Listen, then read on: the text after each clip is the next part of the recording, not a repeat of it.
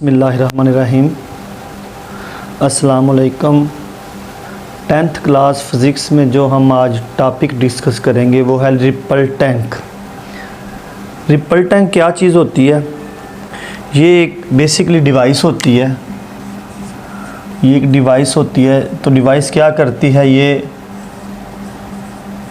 Generate करती है wave, यानी ऐसी डिवाइस जो वेव को जनरेट करती है, वेव पैदा करती है। किसके अंदर? Water wave. रिपल टैंक एक ऐसा आला है जिसमें हम डिवाइस की मदद से वेव जनरेट करते हैं। किसके अंदर? पानी के अंदर। अब जो रिपल टैंक, जो डिवाइस वेव को जनरेट करती है पानी में, तो उसके साथ अब जो भी वाटर वेव होती है उसकी कुछ क्या होती हैं, ख़ुसूसियात होती हैं। तो इसी में हम पढ़ेंगे, स्टडी करेंगे। इसमें क्या चीज़ करेंगे?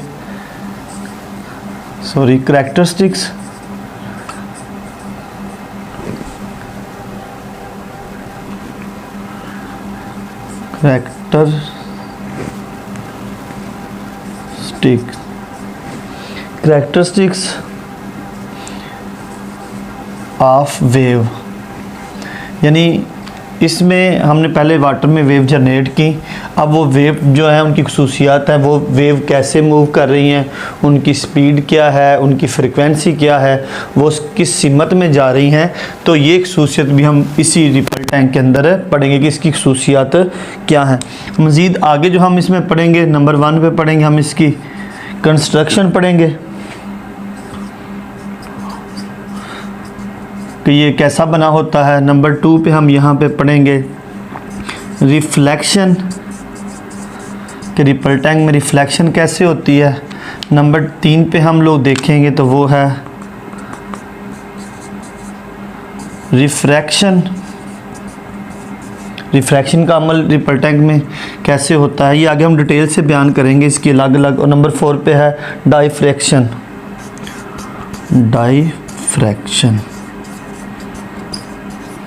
यानी रिपल टैंक एक डिवाइस है जिसमें वाटर वेव जो होती हैं वो जनरेट की जाती हैं, उनकी खसूसियात क्या हैं।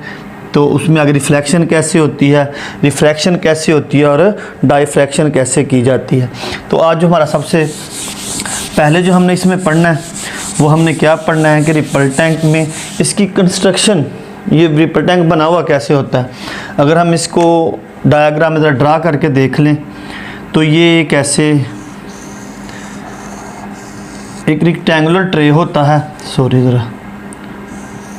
यानी ये एक रेक्टेंगुलर ट्रे होता है हमारे पास। सबसे पहले ट्रे के बॉटम में जो होता है वो ग्लास लगा होता है ऐसे, यानी इसके बॉटम में क्या होता है?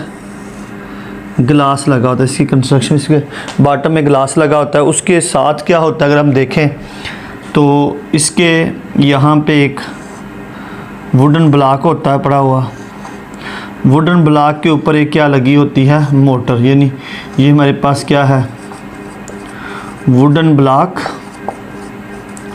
यहाँ पे क्या इसके ऊपर एक वाइब्रेटर मोटर, यानी वाइब्रेटर जो वेव पैदा करने के लिए होगा।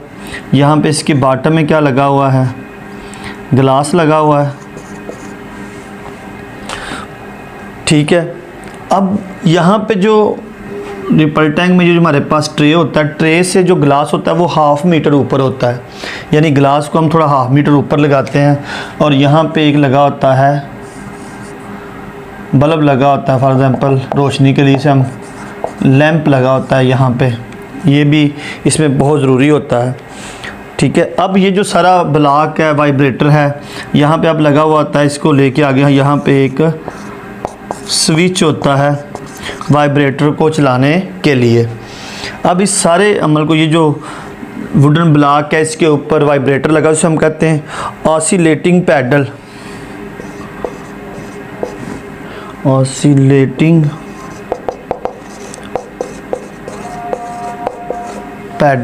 यानी ये क्या होता है?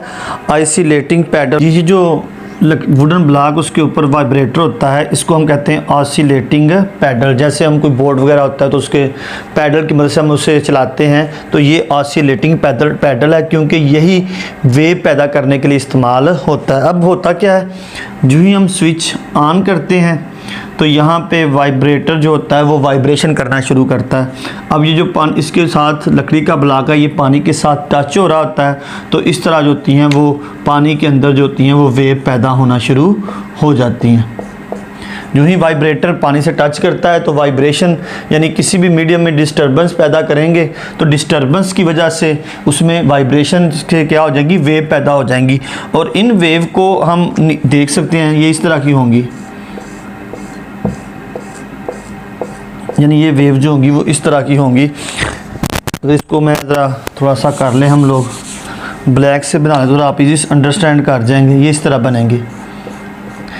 ये जो लैंप होता है, जब ये लैंप की रोशनी शीशे के ऊपर पड़ती है, तो अगर लैंप ना हो तो हमें जो ये वेव की लाइनें ये ठीक तरह दिखाई नहीं देती। तो लैंप जो होता है, ये जब रोशनी शीशे पे पड़ती है तो इसके नीचे हमने एक वाइट पेपर रखा होता है, तो उस पेपर पे हमें डार्क और ब्राइट जो होती हैं वो लाइनें नज़र आ रही होती हैं, और ये हमें बता रही होती हैं कि इस पानी के अंदर, शीशे की मदद से हम देखते हैं कि इस पानी के अंदर वेव पैदा हो रही हैं। अब ये जो वाइट और ब्लैक लाइनें हैं, ये हमें क्रिस्ट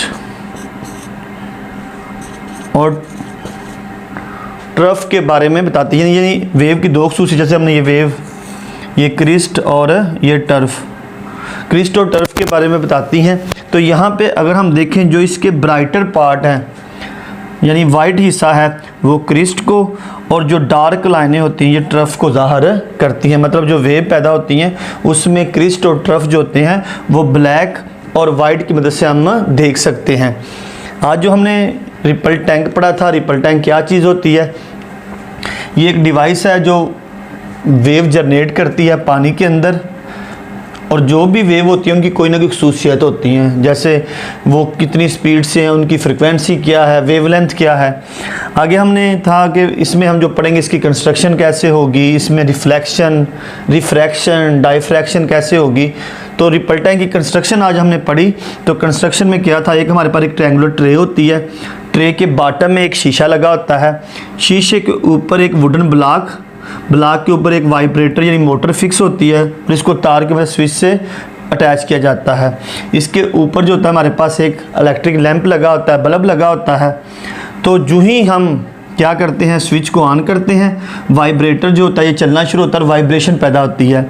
जब ये वाइब्रेट करता है तो पानी के साथ टच होता है, जिसकी वजह से पानी में डिस्टर्बेंस होती है, और डिस्टर्बेंस की वजह से वेव पैदा होती हैं, जिसको हम लैंप जो रोशनी पड़ रही होती है गिलास के ऊपर, उसकी मदद से नीचे वाइट पेपर पे उन वेव को देख सकते हैं, जिनके डार्क और ब्राइट हिस्से जो होते हैं, क्रिस्ट और ट्रफ जो होते हैं वो हमें नज़र आते हैं। और यही हमारा आज का आर्टिकल था, रिपल टैंक।